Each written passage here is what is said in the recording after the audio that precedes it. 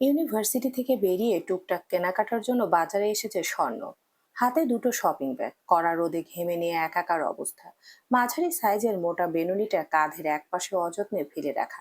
বিরক্তিতে চোখ মুখ কুঁচকে আছে, সরু নাকের ডগায় বিন্দু বিন্দু ঘাম। কড়া রোদের তাপে ফর্সা দু গাল রক্তিম বর্ণ ধারণ করেছে। শখের পরীক্ষা থাকায় আজ একাই আসতে হয়েছে তাকে, নয়তো ঝামেলার কাজে খুব একটা জড়ায় না নিজেকে। এখন কতক্ষণে ঘুরে ঘুরে শীতলের জামার সঙ্গে ম্যাচিং করা ওড়না খুঁজে পাবে কে জানে। শুধু শীতলের নয়, সিরাত তার ব্লাউজের ফলস আর সিতারা দিয়েছে দুটো শাড়ি কিনতে, হালকা কালারের মধ্যে। শাড়ি দুটো অভাবে দুস্থ এক মাঝবয়সী মহিলার জন্য। তাদের বড়মা প্রায় এভাবে দান করেন, এ নতুন কিছু নয়। এদিকে দিয়ে মহিলার মন মানসিকতা অনেক ভালো। সে বাজারে যাবে শুনে সিমিনও সুরে সুরে জানিয়েছে নরম দেখে রুমে পড়া একজোড়া স্যান্ডেল আনতে। কদিন ধরে ওনার এক পার্ট স্যান্ডেল পাওয়া যাচ্ছে না। তবে ধারণা করা যাচ্ছে এই আকাম বাড়ির একমাত্র রুনচণ্ডী কন্যা শীতলী ঘটিয়েছে। কারণ সে ইঁদুর তেলাপোকা দেখলে স্যান্ডেল দিয়ে মারতে যায়। মেরে ক্ষান্ত হলে ঠিক আছে, কিন্তু না, সে ইঁদুর তেলাপোকা মেরে সেটা আবার রেখে আসে যার উপর রাগ থাকে তার রুমের চিপায়। এটাই তার রাগের গোপন বহিঃপ্রকাশ ও বলা চলে। স্বর্ণের ঘুরে ঘুরে সবার কিছু কিনতে কিনতে দুপুর পেরিয়ে গেছে। ক্ষুধাও লেগেছে। খুব বেশি প্রয়োজন ছাড়া বাইরের খাবার খায় না সে। এখনো খাবে না, একেবারে বাড়ি গিয়ে ফ্রেশ হবে, ভাত খেতে বসবে। এসব ভেবে চিপা গলি ধরে হাঁটতে গেলে হঠাৎ ব্যাগের ভেতর কেঁপে উঠল। ফোন ভাইব্রেট হচ্ছে দেখে সে ব্যাগ থেকে ফোন বের করে কানে ধরতে সায়ন বলল, জান কোথায় রে তুই? বাজারে এসেছি। বাজারে কেন? কাপড় চোপড় কেনার ছিল। কেনা শেষ নাকি বাকি আছে? প্রায় শেষ, আসবো আমি। প্রয়োজন ছাড়া আসার দরকার নাই। ইয়ে যান শোন না, আমার জন্য দু তিনটে শার্ট প্যান্ট কিনিস। বইয়ের পছন্দ করা শার্ট পরার ফিলিংস জেনে রাখা দরকার। লাল নীল হলুদ নয়তো গোলাপি কালার আনলে চলবে। তুই আনতে পারলে আমিও পরতে পারবো। পরে একেবারে তোর সামনে গিয়ে দাঁড়াবো। এখন যা ভালো মনে করে করিস, আন। আমাকে সামলানোর দায়িত্ব তো তোরই, তাই না? অসভ্য। ধন্যবাদ। আচ্ছা শোন না জান, বাসায় ফিরে আগে ইনবক্স চেক দিস, কাঙ্ক্ষিত সারপ্রাইজ আছে। তুমি কি বাসায়? বাসায় থাকলে কি হবে? দৌড়ে এসে চুমি দিবি? ধরে নাও দিতাম। বাসায় ছিলাম না, তবে এখনই যাচ্ছি। তুইও তাড়াতাড়ি চলে আয় জান, তোর চুমুর অপেক্ষায় আমি। স্বর্ণ জবাব দিল না, খট করে কল কেটে দিল, নয়তো এই পাজি ছেলে কথা বাড়াতেই থাকতো। সে হাতের ব্যাগগুলো ধরে সামনে এগোতেই দৃষ্টি পড়লো একটি শাড়ির দিকে। ভীষণ সুন্দর শাড়িটি। কালো রঙের শাড়িটিতে গোল্ডেনের পাড়। মেয়ে হলেও তার কেন জানি কেনাকাটা সাজগোজ খুব একটা পছন্দ নয়। যতটুকু না করলেই নয় ততটুকুই করে। কারণ তার মধ্যে কেনাকাটা সাজগোজ শো অফ নিয়ে পড়ে থাকা ছাড়াও অনেক কাজ রয়েছে মেয়েদের জীবনে।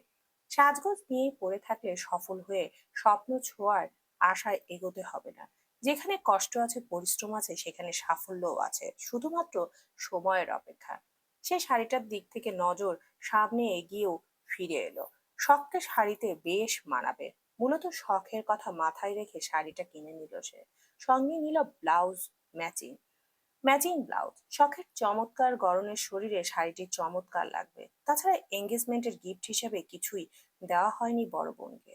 অথচ আহনাপার শখের এঙ্গেজমেন্ট হয়েছে আজ প্রায় এক সপ্তাহ হতে চলল। সেদিন তাদের এঙ্গেজমেন্ট করিয়ে ১.৫ বছর পর বিয়ের অনুষ্ঠানের সিদ্ধান্ত নেয় বড়রা। ততদিনে শখের পাসপোর্ট ভিসাও রেডি হয়ে যাবে। অনুষ্ঠানের পরপরই আহনাব শখকে নিয়ে চলে যাবে বাইরের দেশে। সেখানে গিয়ে শখ ডাক্তারি পাশ করবে। আহনাব কথা জানালে সবাই পছন্দ হয় প্রস্তাবখানা। শখ অভিমান করে সম্মতি জানায়। মেয়ে রাজি দেখে বড়রা আর কিছু বলে না, কারণ হাতে এখনো অনেক সময় আছে। এর মধ্যে যদি কারো মন পরিবর্তন হয় তাহলে অন্য সিদ্ধান্ত নেওয়া যাবে। মোট কথা, ছেলে মেয়ে দুটো যেভাবে ভালো থাকে, দুই পরিবার সেভাবেই সিদ্ধান্ত নিবেন। এদিকে আহনাবেরও ছুটি শেষ। দুদিন পর তার ফ্লাইট।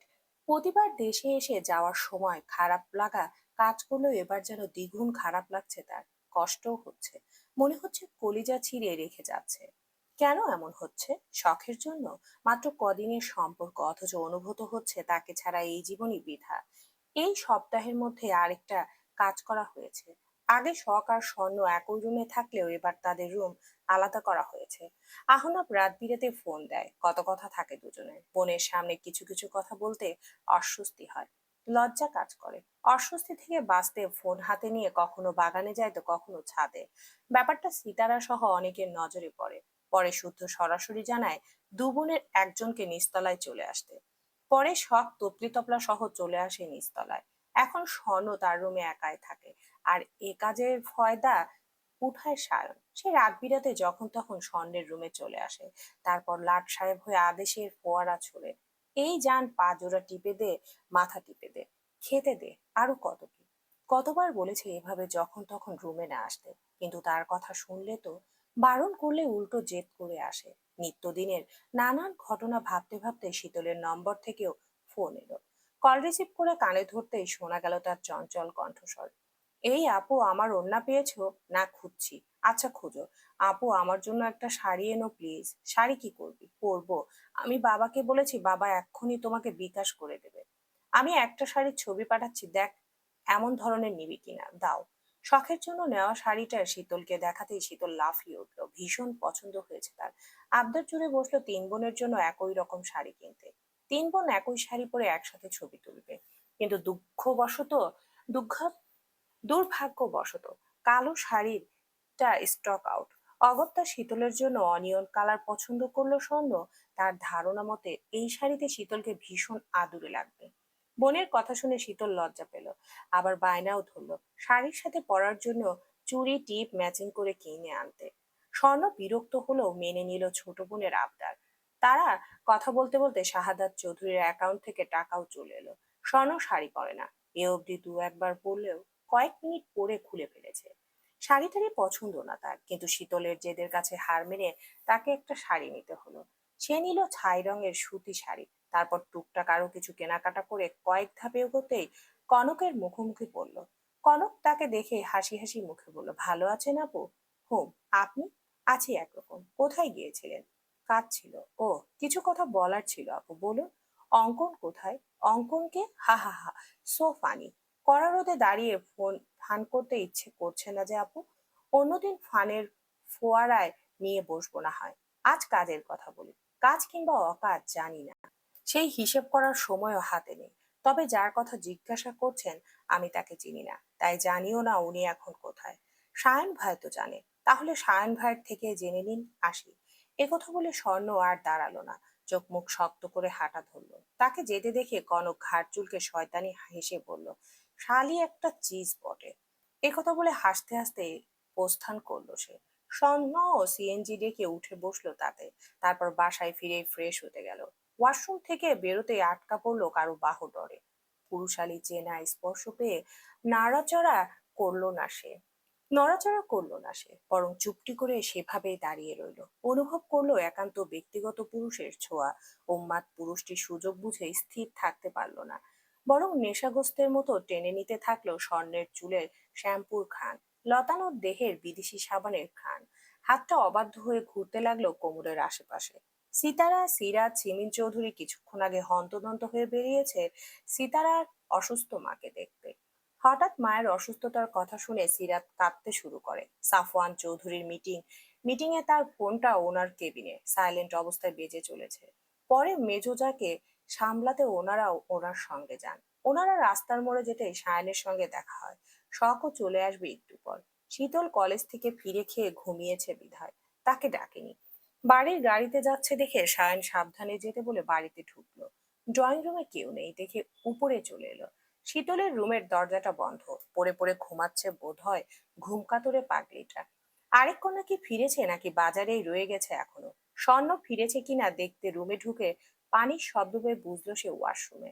তাই অপেক্ষা করতে থাকলো তার বের হওয়ার। 10 মিনিটের মাথায় বের হতেই স্বর্ণ আটকা পড়লো বাহু ধরে। গালে পেল পুরুষালী ঠোঁটের স্পর্শ, গিবায় পেল খোঁচা খোঁচা দাড়ির খোঁচা। ধীরে ধীরে এই স্পর্শ গাঢ় হচ্ছে দেখে স্বর্ণ নিজেকে ছাড়াতে চাইলো, কিন্তু সায়ান ছাড়তে অনিচ্ছুক। সে নিজের মতো করে স্বর্ণর শরীরে স্পর্শ ল্যাপটাতে ব্যস্ত। স্বর্ণ জোরপূর্বক সায়ানকে নিজের থেকে ছাড়ানোর চেষ্টা চলমান রেখে বলল, সিগারেট খেয়ে আমার কাছে আসতে বারণ করেছিলাম না? বারণ করলেই শুনতে হবে নাকি? হুম, হবে। উহু, হবে না। বীর পুরুষেরা সবসময় বইয়ের কথা শোনে না, শুনলে অনেক ভুগতে হয়।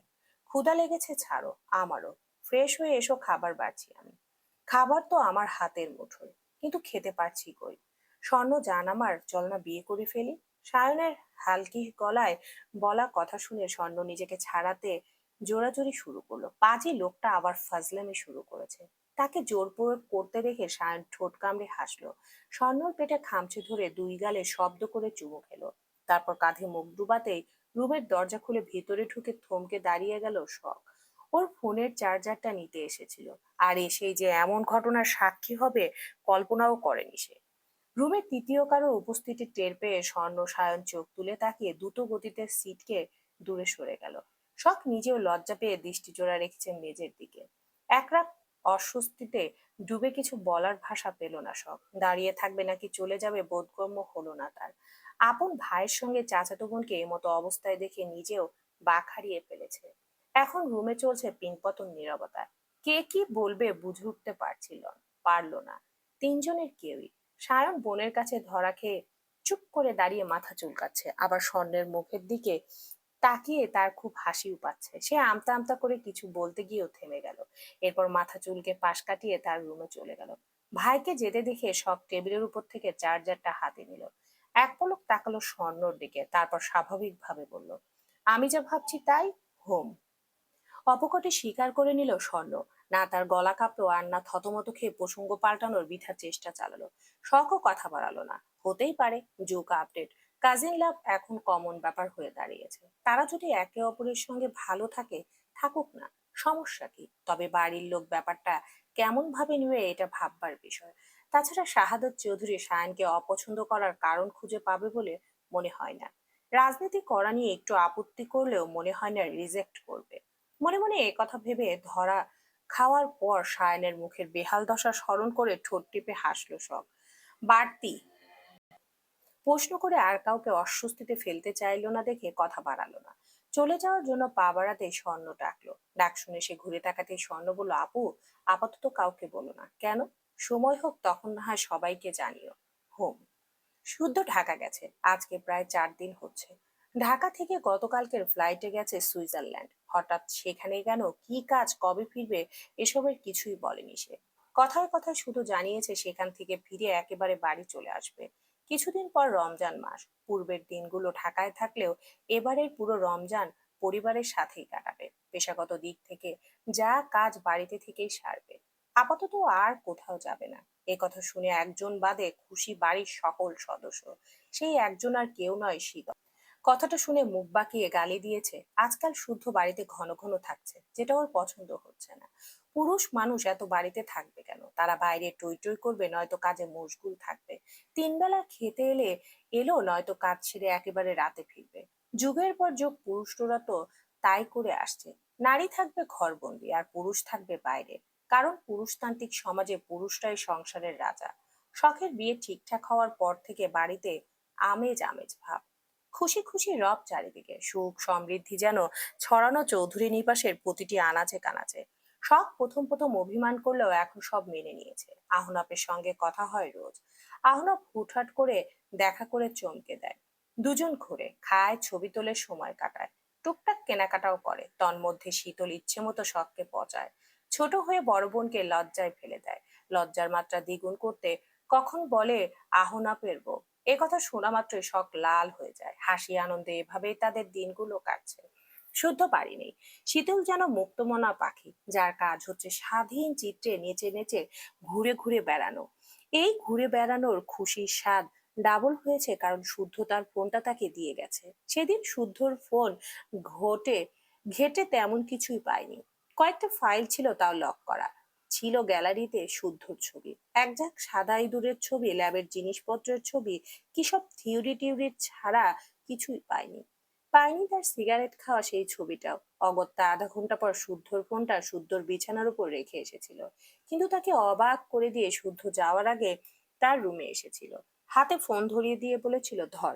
কাকে দিব? রেখে দে। কি? আমাকে দিচ্ছেন, তাও আবার নিউ আইফোন? মাথা ঠিক আছে নাকি ভুলভাল কিছু খেয়েছেন শুদ্ধ ভাই? কথা বলতে দেরি, কিন্তু তার মাথায় গাঁটটা পড়তে দেরি হয়নি। শীতল ব্যথায় মুখ কুচকে কিছু বলতে গেলে তাকে পুনরায় বলেছিল, কাজ কতদূর এগুলো আপডেট দিবি। ভুলেও যদি টিকটক করিস কিংবা টোকাই মার্কা বব জুটিয়েছিস তোর খবর আছে। সবই বুঝলাম, কিন্তু কিসের আপডেট দেব? আমার বিয়ের, ওই যে বিপদের চৌরাস্তার কথা ভুলে গেলি? পুনরায় মনে করাতে হবে? না না না, মনে পড়ে গেছে। তা আপনি কি চলে যাচ্ছেন হোম? কবে ফিরবেন? বলতে পারছি না। শুধু চলে যাচ্ছে শুনে শীতলের চোখে মুখে খুশি ঝরে পড়ল। তার অবুঝ মন খুশিতে ঝুমঝুম করে নেচে উঠল। একাধিক চিত্রে গেয়ে উঠল, আহা কি আনন্দ আকাশে বাতাসে। সে চাইলেও খুশির মাত্রা গোপন রাখতে পারলো না। গাল ভর্তি হেসে গদগদ হয়ে বলেই ফেললো, আলহামদুলিল্লাহ আলহামদুলিল্লাহ, যান যান, সাবধানে যাবেন। এত তাড়াতাড়ি ফেরার দরকার নেই, কেমন বয়সও তো হচ্ছে, এত ধকল নেওয়ার কি দরকার? শুধু শুধু শুধু ভুরুকুটি করে তাকালো। তার যাওয়ার কথা শুনে শীতলের খুশি যেন আর ধরে না। কত বড় বেয়াদব ভাবা যায়! কিন্তু তার এত খুশি শুদ্ধ সহ্য হলো না। মন চাইলো থাপ্পড়ে গাল দুখানা লাল করে দিতে। যাওয়ার আগে মারলো না, তবে এত খুশিও দেখতে ইচ্ছে করলো না। তাই সে হঠাৎ উৎফুল্ল বদনে দাঁড়িয়ে থাকা শীতলের হাত থেকে ফোনটা কেড়ে নিল। ফোন কাটতে দেখে শীতল আঁতকে উঠে চেঁচিয়ে বলল, আরে আরে, নিয়ে নিলেন যে!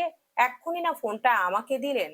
যার মধ্যে কৃতজ্ঞতা বোধ নেই তাকে কিছু না দেওয়াই উত্তম। একথা শুনে শীতল ভাবলো শুদ্ধ বোধহয় হাসি মুখে বিদায় নিতে চাচ্ছে না। ফোনটা নিতে গেলে আগে বিশুদ্ধ পুরুষের মন গলাতে হয়। দরকার হলে কাঁদতে হবে, প্রচুর কাঁদতে হবে। কেঁদে কেঁদে ফোনটা হাতাতে হবে। এদিকে নিচ থেকে সিতারার ডাক শুনে শুদ্ধ হনহন করে শীতলের রুম থেকে বেরিয়ে গেল। ফোন হাতছাড়া হতে দেখে শীতলও পিছু পিছু গেল, তবে যাওয়ার আগে দুই চোখে গ্লিসারিন দিল যাতে চোখে পানি আসে। চোখের পানি সস্তা নাকি চাইলেই যখন তখন কাঁদা যায়?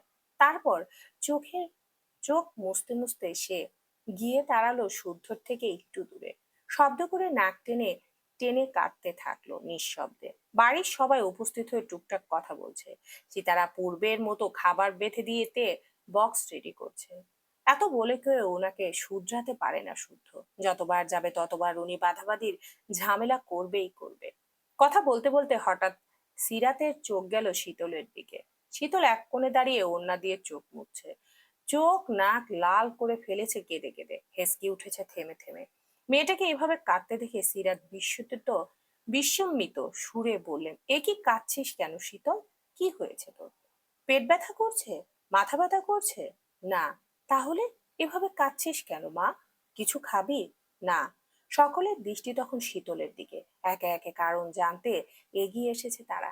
পিঠে মাথায় হাত বুলিয়ে কান্নার কারণ জানতে চাইলে শীতল ফোপাতে ফোপাতে বলল, শুধু শুদ্ধ ভাই চলে যাচ্ছে তাই আমার খুব কষ্ট হচ্ছে। বুকের ভেতরটায় ধরাস ধরাস করছে। শীতলের মুখে এ কথা শুনে সকলে হতবাক হতভম্ব। স্বয়ং শুদ্ধ।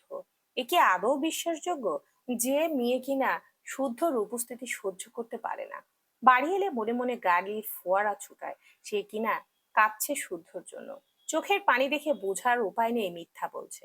কেন জানি সবাই সানন্দের নজরে সন্দেহের নজরে তাকালো শুদ্ধের দিকে। শুদ্ধ ধুই ভ্রু কুচকে তাকিয়ে দীর্ঘশ্বাস চাপলো। কেউ বুঝুক না বুঝুক আসল কাহিনী বুঝে এসেছে। তবুও কিছু বলার প্রয়োজন বোধ করলো না। ড্রামা কুইন ড্রামা করবে, এ আর নতুন কি? কিন্তু শীতলের কান্না দেখে সিরাত পুনরায় বললেন, স্বামী বিদেশ গেলেও তো কেউ এভাবে কাঁদে না, অথচ তুই কিনা শুদ্ধর জন্য এভাবে কাঁদছিস। ব্যাপারটা ঠিক হজম হচ্ছে না মা।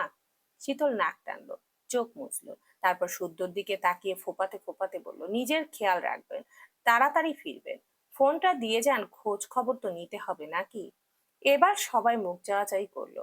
এবার কারোরই বুঝতে বাকি রইলো না আসল কাহিনী। সায়ন তো হো হো করে হেসেই ফেললো। অগত্যা শুদ্ধ সবার সামনে ফোনটা দিয়ে সাবধান করে দিল, ফোন নিয়ে বাইরে যাবি না, টিকটক করার কথা মাথাতেও আনবি না। শীতল খপ করে ফোনটা নিয়ে ঘাড় কাত করে মুখ ভর্তি হাসলো, অর্থাৎ সে এসব কিছুই করবে। তারপর শুদ্ধ সবার থেকে বিদায় নিয়ে চলে গেল। ঢাকা গিয়ে শীতলের সাথে দু একবার কথাও হয়েছে। শুদ্ধর জন্য মেয়ে দেখার ব্যাপারে সিতারা সহ সবাইকে ইনিয়ে বিনিয়ে অনেক কিছু বলেছে, কিন্তু বাড়ির ছোট সদস্য বলে তার কথা কেউ আমলে নেয় না, হেসে উড়িয়ে দেয়। ওদিক থেকে শুদ্ধ রোজ চাপ দিতে থাকে। ফোন দিয়ে কিছু বলার আগেই বলে, বলেছিলি মেয়ে দেখা শুরু করেছে। শীতল খুব বিরক্ত হয়, বিয়ে পাগল ছেলে নিজের বিয়ের কথা নিজে বলে না, অথচ তাকে বাঘের মুখে ঠেলে দেয়। কিন্তু কি আর করার, হাল ছেড়ে দিলে তো চলবে না। গ্যারাকলে ফেসে গেছে, সহ্য করতেই হবে। 1.5 ঘন্টার মতো ঘুমিয়ে বিছানা ছাড়লো শীতল, তারপর কিয়ারাকে বের হতে বলে নিজেও কোচিং এর উদ্দেশ্যে বের হলো। মুখে মিটিমিটি হাসি, নতুন ফোন, নতুন সিম, নতুন ফেসবুক আইডি পেয়ে খুশি যেন ধরে না। কোচিং এ গিয়ে সে সবার আগে কিয়ারাকে আইফোন দেখালো। ভাব নিয়ে ছবিও তুললো দুই বান্ধবী। তারপর কোচিং শেষে বের হয়ে দেখে কিয়ারার বাবা দাঁড়িয়ে আছেন। কিয়ারার মামাতো বোনের জন্মদিন, তাই এখান থেকে সোজা মামার বাড়ি চলে যাবে তারা। শীতলকে সাবধানে যেতে বলে কিয়ারা চলে গেল তার বাবার সাথে। শীতলও সাবধানে রাস্তা পার হলো। সামনের মোড়ে রিক্সা পাওয়া যাবে। সন্ধ্যাও ঘনিয়ে এসেছে প্রায়। সে মোড়ের দিকে যাওয়ার জন্য পা বাড়াতেই কিছু লোক তার পথ আটকে দাঁড়ালো। অচেনা ছেলেপুলে দেখেও মিষ্টি করে হেসে শুধালো, কিছু বলবেন ভাইয়া? শুদ্ধ ভাই আমাদেরকে পাঠিয়েছে আপনাকে নিয়ে যাওয়ার জন্য। কোথায় শুদ্ধ ভাই? সামনের একটা রিসোর্টে ওনার ফ্রেন্ডের বার্থডে পার্টি হচ্ছে, তাই ভাই আপনাকে নিয়ে যাওয়ার কথা বলেছেন। ঢপ মারছেন না তো? কি যে বলেন না ছোট আপু, সেই সাহস কি আর আমাদের আছে? আপনারাও শুদ্ধ ভাইকে ভয় পান বুঝি? তা তো একটু পাই। একথা শুনে শীতল খিলখিল করে হেসে উঠল। শুদ্ধকে ভয় পায় এমন লোকও আছে দেখে ভালোই লাগলো। ছেলেগুলো তার সঙ্গে গল্প করতে করতে গাড়ির কাছে গেল। সামনে রাখা কালো গাড়িটায় উঠতে ইশারা করে বলল, আপু আপনি বসেন, আমরা এক্ষুনি আসছি। আচ্ছা ভাইয়া। ছেলেগুলো একটু দূরে দাঁড়িয়ে কাকে যেন ফোন করলো। কল রিসিভ না করায় কল দিতেই থাকলো। নিজেরা গুজুর গুজুর করে সামনের দোকান থেকে সিগারেট কিনলো। তাদের মতিগতি খেয়াল করে শীতলের কেমন যেন লাগলো। কোথায় নিয়ে গেলে সায়ন শুদ্ধ নিজে নিয়ে যায়, কখনো তো কাউকে পাঠায় না, তাহলে আজ কেন? তাছাড়া তার জানা মতে শুদ্ধ দেশের বাইরে আছে। দেশের বাইরে থেকে কিভাবে বার্থডে পার্টিতে অ্যাটেন্ড করবে? এসব ভেবে তার মাথা ঘুরতে লাগলো। অজানা এক ভয়ে হাত পা কাঁপতে থাকলো। বিপদের আভাস পেয়ে ছেলেগুলোর দিকে নজর রেখে ডাটা অন করে কল দিল শুদ্ধর নাম্বারে। 3বারের বেলায় শুদ্ধ কল রিসিভ করতে শীতল হড়হড় করে বলল, শুদ্ধ ভাই আপনি কি আমাকে নিয়ে যেতে লোক পাঠিয়েছেন? কই না তো। আমি কেন লোক পাঠাবো? তাহলে একদল ছেলে এসে যে আপনার নাম বলল, আপনি নাকি আমাকে নিয়ে যেতে তাদের পাঠিয়েছেন। এখন তুই কোথায় আছিস? একটা কালো গাড়িতে বসে আছি, চেনা নেই জানা নেই। কার গাড়িতে উঠে বসেছিস? কেউ কিডন্যাপ করতে যায়নি তো আবার? কিডন্যাপ? কিডন্যাপ করবে মানে? কি বলছেন এসব? এখন উপায়? আমি কি তাহলে অজ্ঞান হয়ে যাব? অজ্ঞান হয়ে যাবে মানে? গুন্ডারা ধরতে এলে সিনেমায় নায়িকারা যেভাবে অজ্ঞান হয়ে যায় ওভাবে? এটা বাংলা সিনেমা পাসনি। পালা বেয়াদব, এক্ষুনি গাড়ির দরজা খুলে দৌড় দে। ওরা তো গাড়ির কাছে দাঁড়িয়ে আছে। যেভাবেই হোক তাদের চোখ ফাঁকি দিয়ে পালিয়ে যা শীতল। এতক্ষণ ব্যাপারটা সহজভাবে নিলেও এবার শীতলের ঘাম ছুটে গেল। শুদ্ধের কথা বলার ধরনই বলে দিচ্ছে সে মজা করছে না। লোকগুলোকে সে পাঠায়নি। অর্থাৎ পুনরায় নিজের বোকামিতে নিজেই ফেসে গেছে সে। কিন্তু এরা কারা? তাকে কোথায় নিয়ে যেতে চায়? সে ভয় ভয় বলল, বাবা ভয় লাগছে শুদ্ধ ভাই। ভয় নেই, গাড়ির জানালা দিয়ে দেখ আশেপাশে লোকজন আছে কিনা। যদি থাকে সেদিকে দৌড়ে যা। আমি এক্ষুনি ভাইয়াকে যেতে বলছি। শুদ্ধর চিন্তিত কণ্ঠস্বর শীতলের ভয়াত্মক কণ্ঠস্বর শুনে তার বুকের ভিতর কেমন যেন মোচড় দিয়ে উঠেছে। কপাল বেয়ে সরু ঘাম ঝরতে শুরু করলো। তবুও শীতলকে স্বাভাবিক রাখতে বলতেই গেল, শীতল হ্যালো, হ্যালো আমার কথা শুনতে পাচ্ছিস? ফোন বন্ধ করিস না, যেভাবেই হোক ফোন যেন অন থাকে। প্রয়োজনে ফোন সাইলেন্ট করে সেদিনের মতো সেফ জোনে লুকিয়ে রাখ। একথা বলতে না বলতে কয়েকজনের কথা শোনা গেল। বুঝলো শীতলের সঙ্গে হাতাহাতি হচ্ছে ওদের। শীতল সমানে চেঁচাচ্ছে, বাঁচান শুদ্ধ ভাই, এরা সত্যি সত্যি আমাকে কিডন্যাপ করে নিয়ে যাচ্ছে। শুদ্ধ ভাই এরা আমাকে। শীতলের পুরো কথাটা শোনা গেল না। এরপরে ফোনটা অফ হয়ে গেল। কোনোভাবেই না ফোনে কল ঢুকলো আর না লোকেশন ট্র্যাক করা গেল। সন্ধ্যা 6:30। চলন্ত গাড়ির পেছনের সিটে মুখ ফুলিয়ে বসে আছে শীতল। মন খারাপ করে তাকিয়েছে বাইরের দিকে। গাড়িটা কোন দিকে যাচ্ছে বুঝতে পারছে না। আর না এই রাস্তা তার পরিচিত। সারাদিন পর অফিস ছুটির কারণে পথে ঘাটে জ্যাম বেঁধেছে। একটু পথ গিয়ে জ্যামের কারণে বসতে হচ্ছে মিনিটের পর মিনিট। জ্যাম দেখে চিৎকার করার পায়তারা জুটতে পারে ভেবে ছেলেগুলো শীতলের চোখ মুখ বেঁধে দিয়েছে। কর্কশ স্বরে শাসিয়েছে ও যেন শব্দ না করে। গাড়িতে গান চলছে যাতে শীতলের গোংরানোর শব্দ ভুলেও বাইরে না যায়। পেছনের সিটও অন্ধকার করে রাখা। গাড়ির গ্লাস তুলে দেওয়ায় বোঝার উপায় নেই জলজান্ত একটা মেয়েকে তারা কিডন্যাপ করে নিয়ে যাচ্ছে। কিডন্যাপ হচ্ছে জেনে শীতল প্রথম প্রথম ভয় পেলেও এখন আর ভয় পাচ্ছে না, বরং রাগ হচ্ছে। মন চাচ্ছে নিজেকে থাপড়াতে। মোট কথা সে এমন বোকামি করলো কিভাবে? নিজের পায়ে হেঁটে এসে গাড়িতে বসে যেসব চিন্তা করলো সেসব আগে কেন করলো না? কেন ভাবলো না বাইরের পৃথিবীটা জঞ্জালে ভরা? বেশিরভাগই নারী খেকো হায়না। এদিকে তার ফোনটাও কেড়ে নিয়েছে ছেলেগুলো। কিন্তু কারা এরা? কোথায় নিয়ে যাচ্ছে তাকে? এসবের পেছনে কে আছে? কে তাদের গোপন শত্রু? কি উদ্দেশ্য তার? তাকে মেরে ফেলবে নাকি তার গায়ে কলঙ্কের বিশ্রী কালি লেপটানো তার উদ্দেশ্য? তাছাড়া আজকাল নাকি দলে দলে কিডনি চোর বের হয়েছে। অল্প বয়সী ছেলে মেয়েদের ধরে নিয়ে গিয়ে কিডনি কেড়ে নিচ্ছে। তারও কি তাই করবে নাকি? যদি করে টাকার ভাগ তাকে দিবে নাকি পুরোটা নিয়ে নেবে? যদি দেয় তো ভালো, নয়তো সে বদমাইশগুলোর নামে মামলা ঠুকে দেবে। আর্মি মেয়ের কিডনি কারার স্বাদ জন্মের মতো ঘুচিয়ে দিবে। আর্মি শব্দটা স্মরণ হতে বাবার কথা মনে পড়ে গেল তার। ফুপিয়ে ফুপিয়ে কাঁদতে লাগলো সে। কাঁদতে কাঁদতে কান্নার গতিবেগ বেড়ে গেল। হঠাৎ তাকে কাঁদতে দেখে ছেলেগুলো একে অপরের মুখ চাওয়াচাই করলো। তাদের কাছে খবর আছে এই মেয়ে দেখতে ভোলাভালা হলেও বহুত চালাক। শয়তানি বুদ্ধি তার রন্ধে রন্ধে, তাই ভুলেও এর অভিনয়ে গলা যাবে না। আবেগ দেখে মায়া করা যাবে, কেঁদে মরে গেলেও সান্ত্বনা দেওয়া যাবে না, কারণ কথার চক্করে ফেলে গোপন তথ্য নিয়ে নিতে পারেও। এ কথা ভেবে তারা কেউ আর কথা বাড়ালো না, বরং নিজেরা নিজেরা গল্প করতে লাগলো। তারপর জ্যাম ছুটলে গাড়ি ছুটলো নির্জন রাস্তা ধরে। এই রাস্তায় কেউ নেই দেখে শীতলের মুখ চোখ খুলে দেওয়া হলো। ছাড়া পেয়ে সে উঠে বসলো। আশেপাশে তাকিয়ে বোঝার চেষ্টা করলো গাড়ি কোন দিক দিয়ে যাচ্ছে। কিন্তু অন্ধকার জনমানব শূন্য রাস্তা দেখে ভয়ে চুপসে গেল। তাকে ভয় পেতে দেখে একটা ছেলে খ্যাক খ্যাক করে হেসে বলল, কিছু খাবেন আপু? আপনাদের বসের নাম কি? জানি না। যার হয়ে কাজ করছেন তার নাম জানেন না? না, টাকার বিনিময়ে কাজ করি। টাকা পেলে আর কোনো কিছু জানার আগ্রহ আসে না। আপনাদের স্যারকে ফোন দিয়ে বলুন আমি কথা বলবো। জাগা মতো পৌঁছাই, শুধু কথা না, অনেক কিছু করতেও পারবেন। এ কথা বলে ছেলেটা শব্দ করে হাসতে লাগলো। তার দেখে হাসতে লাগলো সঙ্গের ছেলেগুলো। শীতল চোয়াল শক্ত করে তাকিয়ে রইল।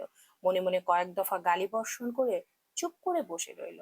কাঁদতে লাগলো নীরবে নিঃশব্দে। কাঁদতে কাঁদতে কেন জানি তার বড়োয়ের আচারের কথা মনে পড়লো। ভাবলো এদের হাতে মারা গেলে আর আচার খাওয়া হবে না তার। বড় আম্মুর বানানো আচার সায়ন ভাই খেয়ে নেবে। সায়ন ভাই আবার আচার পাগল। মেয়ে মানুষের মতো বাটি বাটি আচার খায় সে। আচ্ছা, সায়ন ভাইয়ের যখন বিয়ে হবে, তার বউয়ের বাচ্চা হবে, তখন সায়ন ভাই কি তার বউয়ের আচারে ভাগ বসাবে? কুড়ে কুড়ে নিজেই খেয়ে নেবে, নাকি মুখ ভর্তি আচার নিয়ে বলবে, বুঝলি শীতল, বা করছি, মুখে রুচি টুচি নেই, তাই আচার খাচ্ছি। একথা ভেবে খিলখিল করে হেসে উঠল শীতল। ছেলেগুলো কথা থামিয়ে ঘুরে তাকালো তার দিকে। অদ্ভুত তো, মেয়েটার গায়ে জিন আছে নাকি, এই হাসে এই কাঁদে। শীতল সিটে হেলান দিয়ে বসে কিছু একটা ভাবলো। জিভ দিয়ে ঠোঁট ভিজিয়ে ভুরু কুচকে একে একে সব ছেলেগুলোকে শুনে গুনে দেখলো। মোট 5 জন আছে গাড়িতে। একজন একটু পর পর কার সাথে যেন ফোনে কথা বলছে। একবার তার ছবি তুলে কাকে যেন পাঠালো সে। কয়েক মিনিটের মধ্যে পুনরায় কল এলে ছেলেটি রিসিভ করলো। বিনয়ী ভাব কণ্ঠে ঢেলে বলল, ফেনীর দিকে যাচ্ছি স্যার। তাহলে গাড়ি ঘোরাবো? গোডাউন কুমিল্লায়? জি জি। তাহলে কুমিল্লার দিকে এগোচ্ছি আমরা। শীতল তাদের কথা শুনলো। মস্তিষ্কে ধাক্কা দিল নানান চিন্তা। এদেরকে বিশ্বাস করে ভুল করে ফেলেছে। যেভাবেই হোক গাড়ি থামানোর ব্যবস্থা করতে হবে। বুদ্ধি খাটিয়ে শুদ্ধ সায়ন নয়তো বাবাকে একটা ক্লু পাঠাতে হবে। তার আগে কথা বলে এদের মাথা খেতে হবে। ভয় পেলে চলবে না, বরং ভয় পেলে এরা লাইফ পাবে, মজা লুটবে। এ কথা ভেবে সে মন খারাপ দূর করে ঠোঁটে হাসি ফুটালো। এরপর কণ্ঠে মধু ঢেলে মিষ্টি করে ডাকলো, ভাইজান। পাশে বসা ছেলেটা তাকালো। সে আবার কানে কম শুনে। মেয়ে মানুষের মিনমিনে সুরের কথা বোঝেও কম। না বুঝলে পুনরায় জিগাতে ইগোতে বাদে।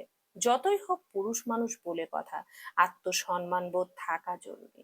শীতল তাকে কিছু বলেছে বুঝতে পেরে সে পাশের জনকে গুতা মারলো। ইশারা করলো পাশে তাকাতে। পাশের জন তখন সবে মুখে পানি নিয়েছিল পান করার জন্য। হঠাৎই পেটে গুতা লাগায় মুখের পানি বেরিয়ে এলো। সে বিরক্ত হয়ে তাকালো কমসোনা ছেলেটার দিকে। তাকে তাকাতে দেখে ছেলেটা দাঁত বের করে হেসে শীতলকে দেখালো। ছেলেটার দৃষ্টি যেন বলে দিল শীতলের উপর খুবই বিরক্ত। দু থাপ্পড় দিতে পারলে শান্তি পেত। মেয়েটার চোখ মুখ খুলে দেওয়া হয়েছে অনেক আগে, অথচ মেয়েটা না কাঁদছে আর না চিৎকার করছে। চিৎকার করার অজুহাতে মারধর করতো না হয়, কিন্তু সে তো তা করছে না, বরং দেখে মনে হচ্ছে পিকনিকে যাচ্ছে সে। ভীষণ খুশি। তাকে রাগী দৃষ্টিতে তাকাতে দেখে শীতল পুনরায় ডাকলো। এবার ছেলেটি কর্কশ কণ্ঠে জবাব দিল, কিতা হইছে? শীতল ভুরু কুচকালো। ইচ্ছে করলো মুখ বরাবর একটা ঘুষি মেরে বলতে, আমাকে কিডন্যাপ করে আমাকেই বলছিস কিতা হয়েছে? হারামির দল, একবার ছাড়া পায় তোদের পেছন লাল পেছনে লাল কাপড় বেঁধে শুদ্ধ সারের গুঁতো না খাওয়ালে আমার নামও শীতল না। তখন ভালো করে বুঝবি আমার আসলে কিতা হইছে। মনের কথা মুখ ফুটে বলা হলো না শীতলের, কোনো মতে কথা গিলে মুখ এইটুকু করে বসে রইল। তখন ড্রাইভারের পাশে বসা ছেলেটা হাসি মুখে বলল, কোনো সমস্যা আপু? শীতল সাহস পেল, বেঁধে রাখা হাতটা মুচড়ামুচড়ি করে বলল, এই ভাই, বড়ুয়ের আচার আছে আপনার কাছে? না, নেই। নেই মানে? কেন নেই? এখন দিবে একটা গাঁটটা। কিডন্যাপ করার সময় মনে ছিল না গাড়িতে উঠলে আমার বমি পায়, মাথা ঘুরায়? এখন দিই আপনার গায়ে হক হক করে বমি করে। মস্ত বড় ভুল হয়ে গেছে ম্যাডাম, পরের বার কিডন্যাপ করতে এলে আপনার জন্য বড়ইয়ের আচার নিয়ে আসবো। ঠিক আছে ঠিক আছে, কিন্তু আমাকে নিয়ে যাচ্ছেনটা কোথায়? এক কাজ করুন, কক্সবাজার, রাঙামাটি নয়তো সাজেকের দিকে চলুন। জীবনে কখনো মন খুলে বেড়াতে পারলাম না, এই সুযোগে ঘুরে আসাও হবে। ম্যাডাম, আমরা আপনাকে কিডন্যাপ করেছি, হানিমুনে নিয়ে যাচ্ছি না। আপনাদের মতো পেটমোটা বয়রা টাকলা পোলাপানের সাথে যাচ্ছি। সাথে আমি হানিমুনে যেতামও না। যা বলছি শুনুন, নয়তো আপনাদের মালিকের কাছে বিচার দেব কিন্তু। স্যার বলেছে আপনাকে কুমিল্লায় নিয়ে যেতে। কেন? রসমালাই খাওয়াতে? না, আপনাকে খেতে। আমাকে কেন খাবে? তার বাড়িতে মা বোন নেই, গিয়ে তাদের খাক। অন্যর বোনের দিকে নজর কেন? এই কথা শুনে ছেলেটা চুপ হয়ে গেল। গাড়িতে উঠে অব্দি বক বক করতেই আছে মেয়েটা, প্রশ্নের বহর থামছেই না। কান মাথা সব ঝালাপালা করে দিল, শুধু বসের জন্য কিছু বলতে পারছে না, নয়তো এতক্ষণে জানের দফারফা করে ফেলতো। ছেলেটা চুপ হয়ে গেল দেখে শীতল কথা বাড়ালো না, কিছুক্ষণ পর নড়ে চড়ে বসলো। কিন্তু কতক্ষণ আর এভাবে বসে থাকা যায়? একদিক দিয়ে নিশ্চিন্ত, শুদ্ধ জেনেছে কিডন্যাপ হয়েছে, নিশ্চয়ই কোনো না কোনো পথ খুঁজে বের করবেই সে। তবে ফোন অন থাকার কথা বলেছিল শুদ্ধ, কিন্তু ছেলেগুলো তার ফোনটা কেড়ে বন্ধ করে দিয়েছে। রাত বাড়ছে, ঘড়িতে কটা বাজে কে জানে। আম্মুরা বাসায় ফিরেছে, ওনারা বাসায় ফিরে তাকে না পেয়ে নিশ্চয়ই চিন্তা করছে, কান্নাকাটিও শুরু করে দিয়েছে বোধহয়। এখন কি করবে সে, কিভাবে ছাড়া পাবে? রোজ পত্রিকা খুললে দেখা যায় ধর্ষণের সংবাদ, তার সাথেও কি এমন কিছু ঘটবে? চৌধুরী বাড়ির সদস্যদের মাথা হেট হবে শুধু তার বোকামির কারণে। বড় আব্বু, মেজো আব্বু, আব্বু, সায়ন ভাই আর শুদ্ধ ভাই, তারা কি লজ্জায় পড়ে যাবে? তাদের সুখ পূর্ণ জীবনে অসম্মানের তকমা লাগবে তার কারণে। বড় আম্মু, মেজো আম্মু, আম্মুরা কি তার জন্য কাঁদবে? শখ আপু, স্বর্ণ আপু, এরা কি মন খারাপ করবে নাকি খুশি হবে জ্বালাতন করা মানুষটা হারিয়ে গেল? এসব ভেবে তার গলা শুকিয়ে এলো, কণ্ঠ রোধ হয়ে এলো বুক চাপা কান্নায়। ভয়ে কাঁপতে লাগলো সে। নির্জন রাস্তার, তার উপরে এতগুলো ছেলে। সিটে হেলান দিয়ে চোখ বন্ধ করে বসে রইল শীতল। না, একটু খাওয়া দরকার। সে ছেলেগুলোকে বলল পানি খাবে, তাকে পানি খাওয়ানো হলো। কিছুক্ষণ পর বললো ক্ষুধা পেয়েছে, তাকে খাবার দেওয়া হলো। অথচ খাবার গলা দিয়ে নামছে না। মানুষ ভয় পেলে কিংবা টেনশন করলে বুঝি এমনই হয়। ফোনটা এখনো বন্ধ হয়ে পড়ে আছে। শীতলের জানা মতে ফোন বন্ধ থাকলে লোকেশন ট্র্যাক করা যায় না। লোকেশন ট্র্যাক না করলে তার খোঁজ করতে পারবে না শুদ্ধ। তাই মনে মনে কিছু একটা ভেবে বলল, এভাবে সময় কাটছে না, ফোনটা দিলে রিলস দেখলে সময় কাটতো। একথা শুনে অতিষ্ঠ হয়ে একজন সজোরে থাপ্পড় বসিয়ে দিল তার দুই গালে। দাঁতের সাথে ঠোঁট লেগে রক্ত বের হলো। পুরুষালী শক্ত হাতের থাপ্পড়ে গালে 5 আঙ্গুলের দাগ বসে গেল। শীতল হতবাক হয়ে তাকিয়ে রইল ছেলেটার দিকে। অকারণে মারার জন্য খুব রাগ হলো তার। সেও এক পা তুলে আচমকা লাথি বসালো ছেলেটার প্যান্ট বরাবর। তার এহেন কাণ্ডে পাশের ছেলেটা এবার রাগে আরেকটা থাপ্পড় বসিয়ে হেজাব টেনে খুলে ফেললো। এক হাতে নাক চেপে ধরে আরেক হাতে শক্ত করে চেপে শীতলের গলা। নিঃশ্বাস নিতে না পেরে শীতল কাটা মুরগির মতো ছটফট করতে লাগলো। হাত পা ছুঁড়ে ছেলেটাকে ছাড়াতে পারলো না। এবার পান বুঝি যায় যায়। এতক্ষণ ভয় দূর করতে বকবক করছিল শীতল, বোঝাতে চেয়েছিল সে ভয় পাচ্ছে না, স্বাভাবিক আছে। আসলেই তাই। এতগুলো ছেলের মাঝে স্বাভাবিক থাকা যায়? থাকা কি সম্ভব? এদিকে তার বকবকানিতে অতিষ্ঠ হয়ে অন্য ছেলেগুলো থামানো দূর, এগিয়েও এলো না, বরং দেখলো, হাসলো। পরে শীতলের চোখ জোড়া উল্টে আসলে তারা ছেলেটাকে কোনো মতো সরালো। তবে ছেলেটা সবার আগে শীতলের বুকে সজোরে একটা লাথি বসালো। লাঠিটা লেগেছে হাড় বরাবর। এই বুঝি পানটা বেরিয়ে এলো। জন্মের পর গায়ে ফুলের টোকাও না পড়া মেয়েটা অসহ্য যন্ত্রণায় গুমড়ে উঠলো। তার হাত পা ধীরে ধীরে শিথিল হয়ে এলো। চোখে নামলো গাঢ় অন্ধকার, কানে বাজলো পানপ্রিয় বাবার আদুরে ডাক, মা শীতল, কই তুমি মা? শীতল ছোট থেকে অতিরিক্ত চঞ্চল, বাচাল, দুষ্টু বুদ্ধির অধিকারিণী। তবে সে যতই চঞ্চল হোক, দুষ্টুমি করুক, কেউ তাকে এভাবে মারেনি। সারাফাত চৌধুরীর কারণে মারার সাহস করেনি, শুধু মাঝে মাঝে মার খেত শুদ্ধর হাতে, তাও তার অপকর্মের কারণে। এজন্য শুদ্ধকে পাষাণ উপাধি দিয়েছে। তবে আজ বুঝলো, শুদ্ধ ভয় মারলেও রয়ে শুয়ে সহ্য ক্ষমতা বুঝেই মারতো আর এরা। তবে বলতেই হয়, শুদ্ধ ভয় আর এদের মারের মধ্যে অনেক তফাৎ, আকাশ পাতাল তফাৎ। শীতল জ্ঞান হারালো। অচেতন শীতলের মাথাটা ধাক্কা খেলো গাড়ির কাচের সাথে। হঠাৎ ব্রেক করায় আবার গিয়ে ধাক্কা খেলো সামনের সিটে। তবুও ছেলেগুলো দেখেও দেখলো না। বিরক্ত মুখে ফোনে ব্যস্ত হয়ে পড়লো। অন্যের বাড়ি মেয়ে মরুক বাচুক, যা ইচ্ছে করুক, তাদের কি। অগত্যা তিন চৌধুরীর এক কলিজা অনাদারে পড়ে রইল ছিটের উপরে। তিন মায়ের আদুরের রাজকন্যাটা আঘাত পেয়ে কপাল ফুলে কালশিটে পড়ে গেছে। চার ভাইয়ের সবচেয়ে চঞ্চল বাচাল বোনটিকে কথা বলার দায়ে শক্ত হাতে আঘাত করা হয়েছে। তার ঠোঁট কেটে রক্ত পড়ছে। গলা চেপে ধরায় গলায় দাগ বসে গেছে। কেউ জানলোও না, কেউ দেখলোও না। চৌধুরী বাড়ির আদুরে কন্যার বর্তমান হাল। কিছুদিনের জন্য দেশ ছেড়েছে শুদ্ধ। পাঁচ বন্ধু এসেছে তাদের স্যারের জরুরি ডাকে। দিনরাত এক করে তারা কাজ করছে ল্যাবে। খাওয়ার সময়টুকু ছাড়া সময় কাটছে সেখানেই। আজও এক মনে কাজ করছিল সে। হঠাৎ ফোন ভাইব্রেট করায় কাজে বিঘ্ন ঘটে সবার। স্যার খুব বিরক্ত হলেও কিছু বললেন না, কারণ শুদ্ধ শুনতো না। দলের মধ্যে এই ছেলেটা যেমন মেধাবী, তেমনি তেরা। কিছু কিছু ক্ষেত্রে ছাড় না দিলে সে কাজে হাত দেয় না। তাছাড়া ছেলেটা পরিবার নিয়ে খুবই বেশি পজিটিভ। তাই কথা না বাড়িয়ে সবাইকে মনোযোগী হতে ইশারা করলেন উনি। আর শুদ্ধ ফোনটা নিয়ে চলে গেল ল্যাবের এক কোণে। ডিসপ্লেতে ভাসছে ব্যাঙাচি নাম। কল রিসিভ করে শীতলের গলা শুনে চিন্তা বেড়ে গেছে তার। সে স্যারকে বলে বেরিয়ে এসেছে ল্যাব থেকে। কথা বলতে বলতে কল কেটে দৌড়ে এসেছে তার জন্য বরাদ্দকৃত রুমে। ল্যাবের অ্যাপ্রন পরা অবস্থায় বসে পড়েছে ল্যাপটপ নিয়ে। ল্যাপটপে শো করছে তার ফোনের সকল তথ্য। চেষ্টা করছে ফোনের লোকেশন ট্র্যাক করার, যদিও ফোন বন্ধ।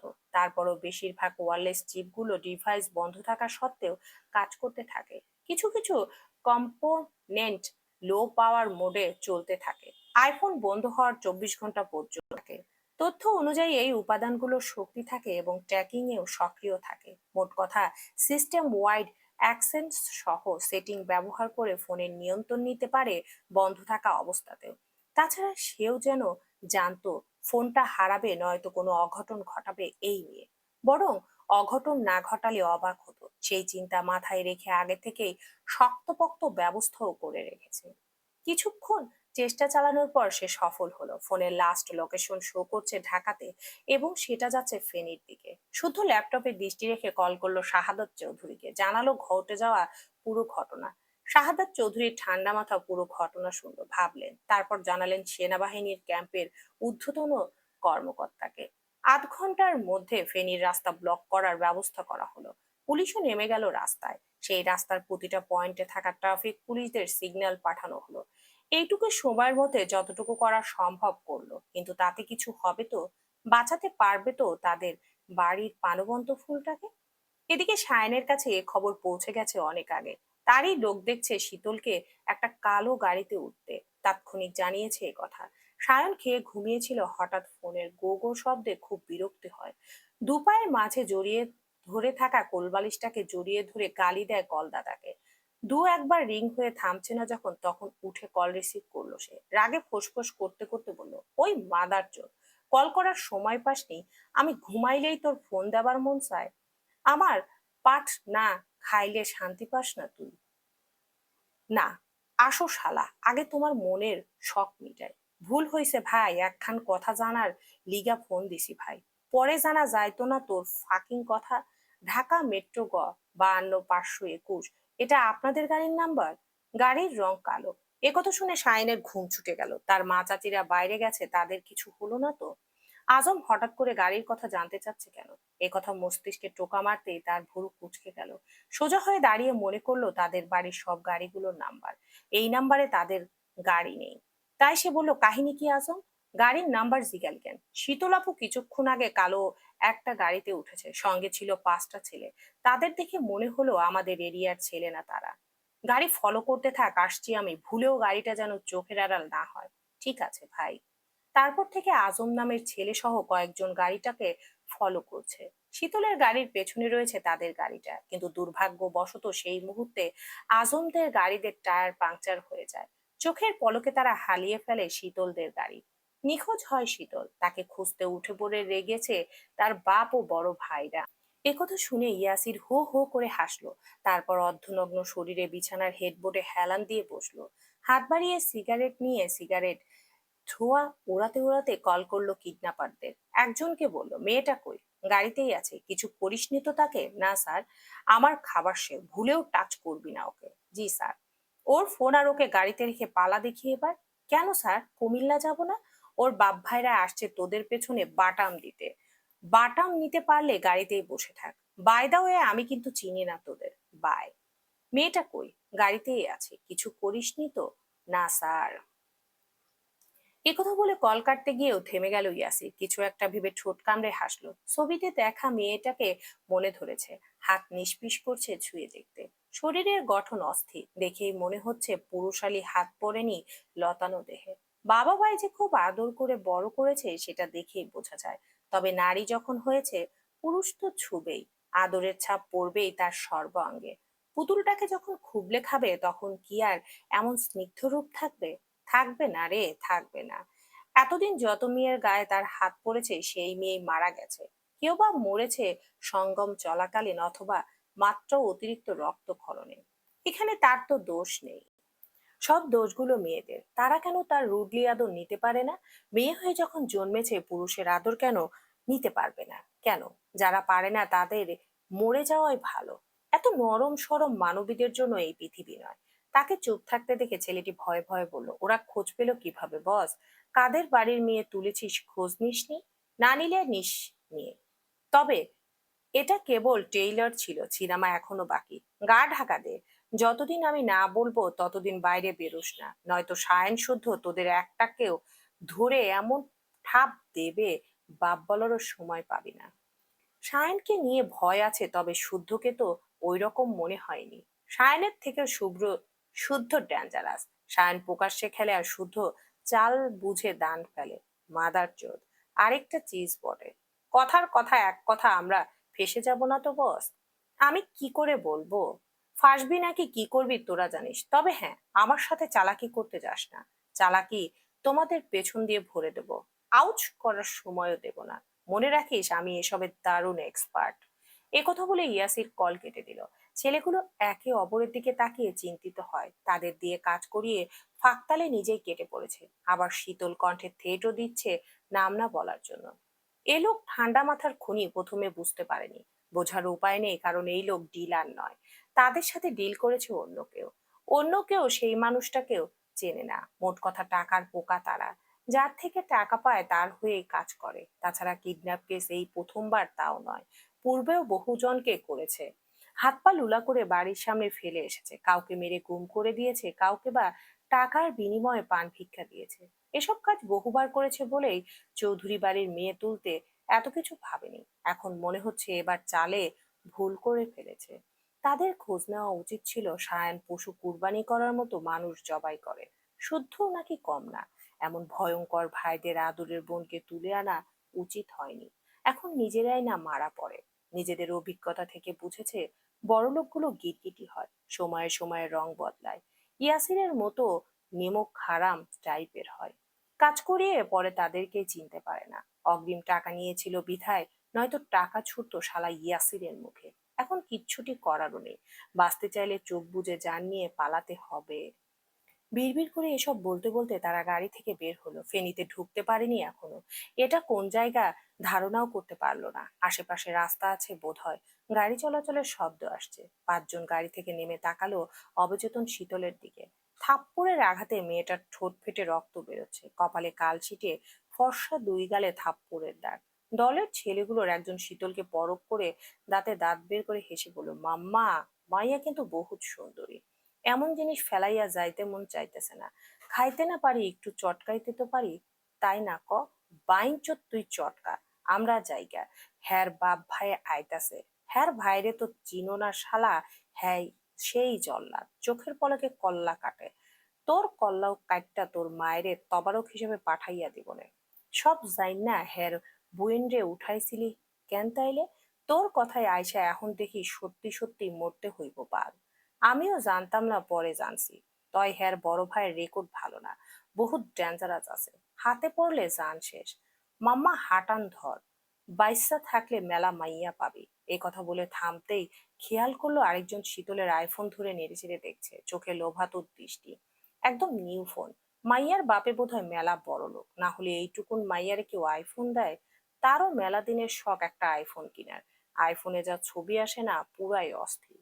ওর মনের অবস্থা বুঝে পাশের জন ফোনটা ছো মেরে কেড়ে নিল। তারপর গাড়ি থেকে স্যানিটাইজার নিয়ে রুমালে মাখলো। এরপর রুমাল দিয়ে ফোনটা ভালো করে মুছে অন করে ছুঁড়ে মারলো শীতলের দিকে। তখনই ফোনটার আলো জ্বলে উঠলো। একের পর এক ফোন কল আসতে থাকলো, কখনো বাবা, কখনো মা, সায়ন ভাই, বড় আব্বু থেকে।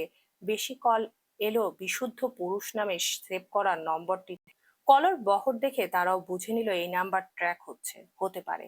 এই কথা স্মরণে আসতে তারা একে একে অন্যের দিকে তাকিয়ে পানপনে ছুটতে শুরু করলো। পাঁচজন ছেলে ছুটতে ছুটতে আধারে মিলিয়ে গেল। আর অবচেতন শীতল সেভাবেই পড়ে রইল। একটা কালো বিড়াল এসে ঘুর ঘুর করে গেল, দেখে গেল কারো বুকের ধন জ্ঞান হারিয়ে অন্ধকারে পড়ে আছে। ওদিকে মেয়ের চিন্তায় সিমিন চৌধুরীর প্রেশার বেড়ে গেছে, কোনোভাবে প্রেশার কমছে না। অসহায় সুরে কেঁদেই যাচ্ছে আর দোষারোপ করছেন নিজেকে। কেন মেয়েটাকে সঙ্গে নিলেন না? কেন কোচিং এ যেতে বারণ করলেন না? কোথায় গেল মেয়েটা? কে নিয়ে গেল ওনার জান পাখিকে? তারা কি কিছু খেতে দিয়েছে নাকি কষ্ট দিচ্ছে? এভাবে একের পর এক বিলাপ করেই যাচ্ছেন। ওনাকে কোনো মতো থামাতে না পেরে শখ পরপর দুটো ইঞ্জেকশন পুশ করে দিল। সিমিন চৌধুরীও ধীরে ধীরে থেমে গেলেন। কিছুক্ষণ পর প্রেশার কন্ট্রোলে এলে ওনার চোখেও ঘুম নেমে এলো। বাড়ির সকলে তখন চিন্তায় অস্থির। বাচাল মেয়েটা ঘন্টাখানিক হলো বাসায় নেই, তাতে বাড়িটা যেন থমকে গেছে। প্রায় 2.5 ঘন্টার পর একটি গাড়ি এসে থামলো শীতলের গাড়ির পেছনে। লোকেশন এখানেই শো করছে, অর্থাৎ শীতলের ফোনটা এখানেই আছে। সায়ান কোমরে পিস্তল গুজে গাড়ি থেকে নামলো। একটাকেও যদি ধরতে পারে জান খুবলে খাবে। কত বড় কলিজা ওজন করে দেখবে।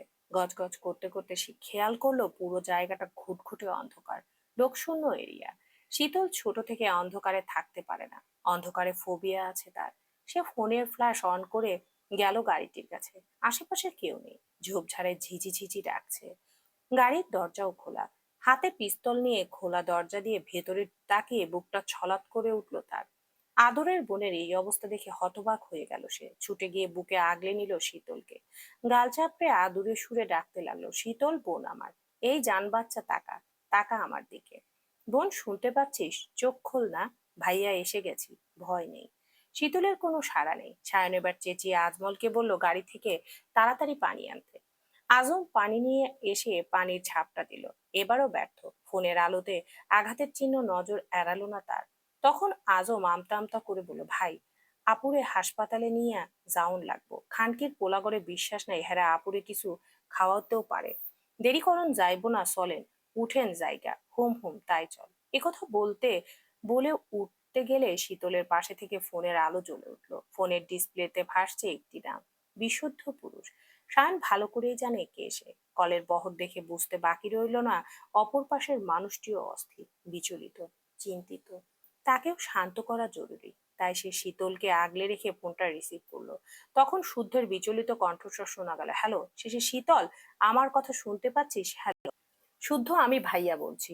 ওকে পেয়ে গেছি, বাসার দিকে যাচ্ছি, গিয়ে কথা বলছি। ও ঠিক আছে ভাইয়া, হুম।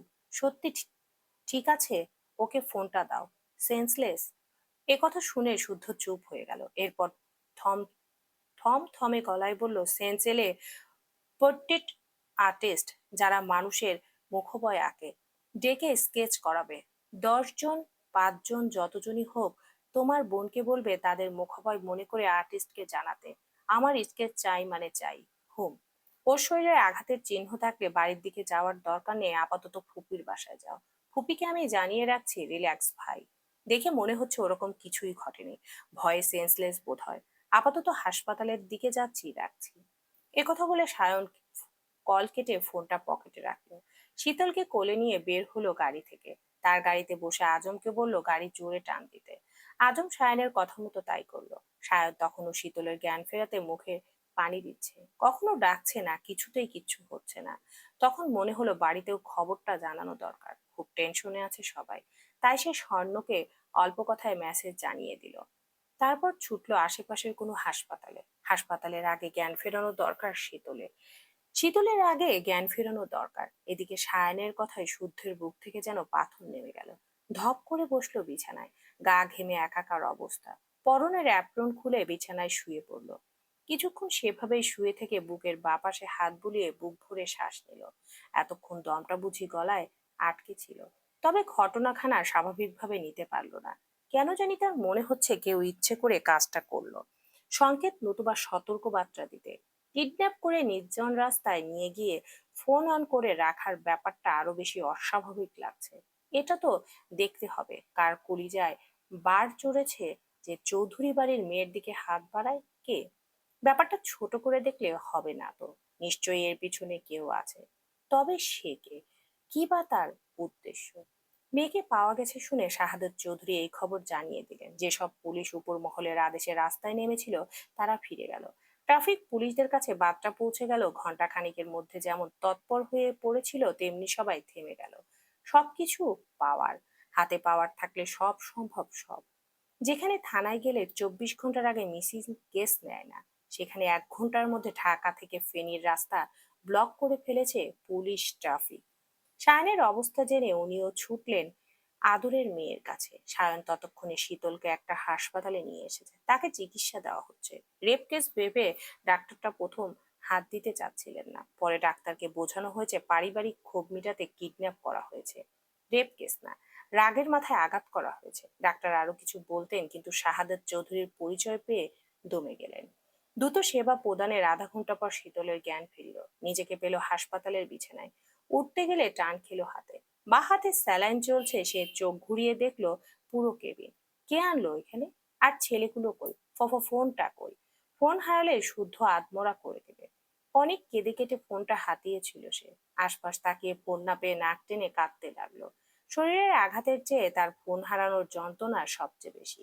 আঘাতের ব্যথা মেডিসিন নিলেই সেরে যাবে, কিন্তু ফোন হারালে শুদ্ধ খোঁচা মার্কা কথা আজীবন শুনতে হবে। ছোটবেলায় অবুঝ শিশু ছিল, তখন কোলে হিসু করে দিত, এই নিয়ে এখনো কথা শুনতে হয়। এখন বড় বেলা, এবার আর রক্ষে থাকবে না। সায়ন কি ভেবে কেবিনে উকি মেরে দেখে শীতল কাঁদছে। বোন কাঁদছে দেখে হন্তদন্ত হয়ে কেবিনে ঢুকলো সে। ব্যথা পেরেছি নাকি কাউকে না না দেখে ভয় কাঁদছে। আগে মেয়েটাকে স্বাভাবিক করতে হবে, কথা বলে ভয় কাটাতে হবে। তাই সে গাল ভরে হেসে বলল, কিরে ছুটকি, কাঁদছিস কেন? ক্ষুধা পেয়েছে? আমার ফোন কোথায় সায়ন ভাই? আমার কাছে, কই দেখি।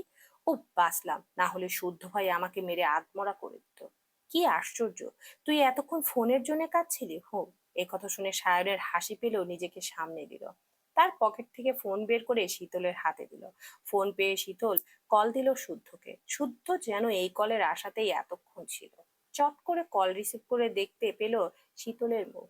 তীক্ষ্ণ নজরে দেখে গেল ঠোঁটের পাশ, কপালের কালশিটে। তখনই কানে এলো শীতলের চঞ্চল কণ্ঠস্বর, শুদ্ধ ভাই ফোন হারায়নি। তার কণ্ঠে অবাধ খুশি। ফোন না হারানোই যেন বিশ্বজয় করে ফেলেছে। শুদ্ধ চুপ করে দেখলো সেই খুশি। আগে ছিল আধা পাগল, আঘাত পেয়ে ফুল পাগল হলো নাকি কে জানে। নয়তো এই অবস্থায় ফোনের চিন্তা কি করে। তখন শীতলী গর্ব করে বলল, শীতলের থেকে ফোন করা এত সোজা না, বুঝলে? বুঝলাম। তবে হারালে তোকে কি যে করতাম। কি করতেন? তোকে কুচি কুচি করে কেটে ধুয়ে মশলা মাখিয়ে বিরিয়ানি রান্না করতাম, নাম দিতাম ব্যাঙাচি বিরিয়ানি। তারপর বিলিয়ে দিতাম, ছোট বাচ্চারা খেয়ে তৃপ্তির ঢেকুর তুলে আমার জন্য দোয়া করতো। অন্যায়, ঘোর অন্যায়। আমার একটা নাম আছে শুদ্ধ ভাই, আপনি সেই নামকে এভাবে অপমান করতে পারেন না। দুটো খাসি কেটে দাদু আকিকা দিয়ে নাম রেখেছে আমার, আর আপনি কিনা সেই নাম গুম করে আমাকে ব্যাঙাচি নামে নামকরণ করলেন। তোর নামটা যে কি! এ কি কাণ্ড! কপালে আঘাত পেলাম আমি আর স্মৃতি হারালেন আপনি। থাপ্পড় না খেলে যা জিজ্ঞেস করছি বল। সুবাহানা চৌধুরী শীতল। শীতল মানে ঠান্ডা, উষ্ণতাহীন। তোর মাঝে কি ঠান্ডা স্থির বলে কিছু আছে? নেই। তোর দাদা পাগল বলে ভুল মানুষকে ভুল নাম দিয়েছে। যদিও তোর দাদা আমারও দাদা, নাতি হিসেবে দাদার ভুল শুধরানোর দায়িত্ব তো আমারই। তাই আজ সঠিক মানুষকে সঠিক নামে নামকরণ করলাম। তাই বলে ব্যাঙাচি? হুম, একদম খাপে খাপ। শীতল মুখ ফুলিয়ে তাকিয়ে রইল শুদ্ধর দিকে। ভিডিও কলেও কথা বলছে তারা। ডিসপ্লেতে ভাসছে দুজনের মুখ। নিজের ছবির দিকে নজর গেলে শীতলের কান্না পেল। ইস, মুখের কি অবস্থা! সে নিজের মুখে হাত বুলিয়ে কান্নারত স্বরে বলল, আগে ভাবতাম আপনি পাষাণ, তাই পাষাণের মতো আমাকে মারেন। আজ বুঝলাম আপনার থেকেও বাইরের ওই ছেলেগুলো আরো পাষাণ, নিষ্ঠুর। নয়তো এত জোরে কেউ থাপ্পড় মারে? কে মেরে? ভুরু কাটা ওই ছেলেটা। কপালে ব্যথা পেলে কিভাবে কি জানি মনে নেই। তবে ওই ছেলেগুলোর কিছু করছে। মারলো কেন তারা? কথা বলছি তাই। হিজাব কি ওরাই খুলেছে? হুম। এবার সে গড়গড় করে বলতে লাগলো ঘটে যাওয়া ঘটনা। শুদ্ধ চুপ করে শুনলো। ঠিক এই কথা শোনার জন্য এতক্ষণ আবোল তাবোল বকছিল। কারণ সে জানে শীতলের পেট পাতলা। একবার কথা শুরু করলে পেটে যা আছে সব উগলাবে। অদূরে বসা সায়ন ঠোঁট কামড়ে হাসছে ভাইয়ের বুদ্ধিমত্তা দেখে। এই কাজ যদি সে করতো তাহলে শীতল রয়ে শুয়ে মনে করে করে বলতো।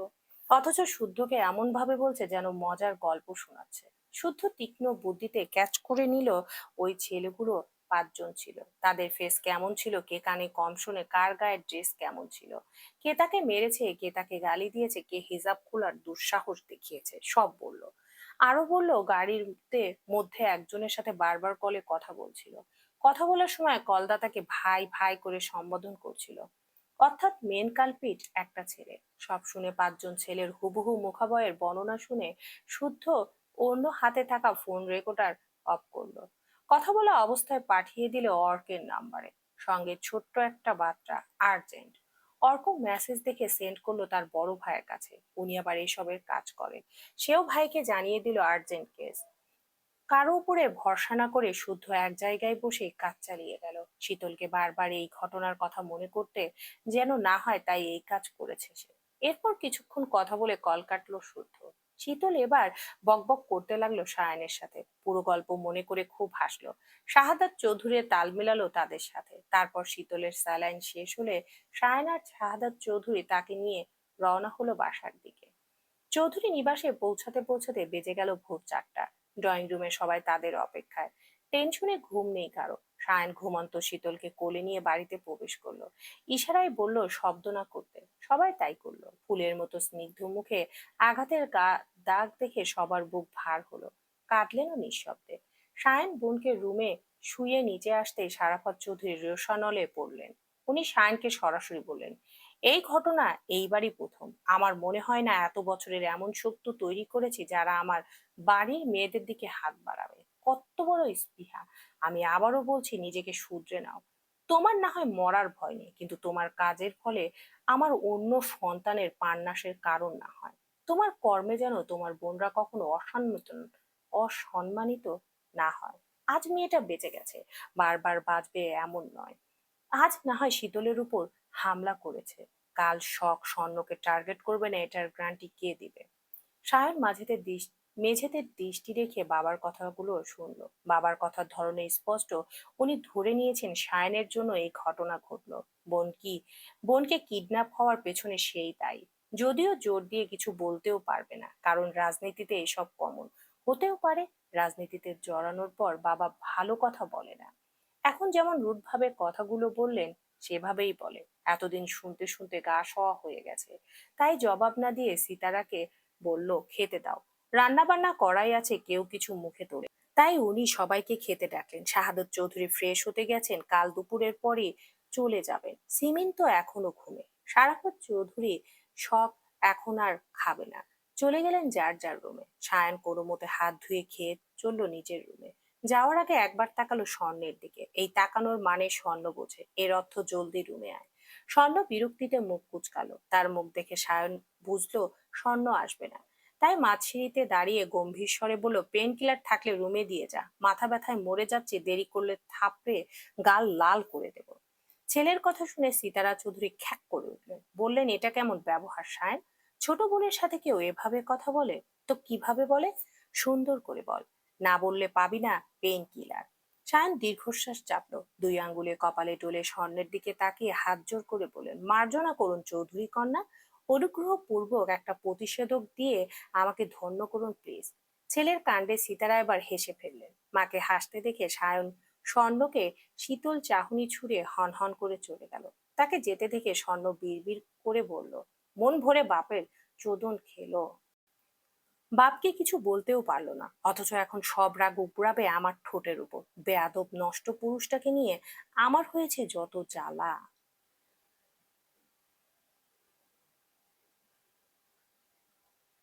বেয়াদব নষ্ট পুরুষটাকে নিয়ে আমার হয়েছে যত জ্বালা।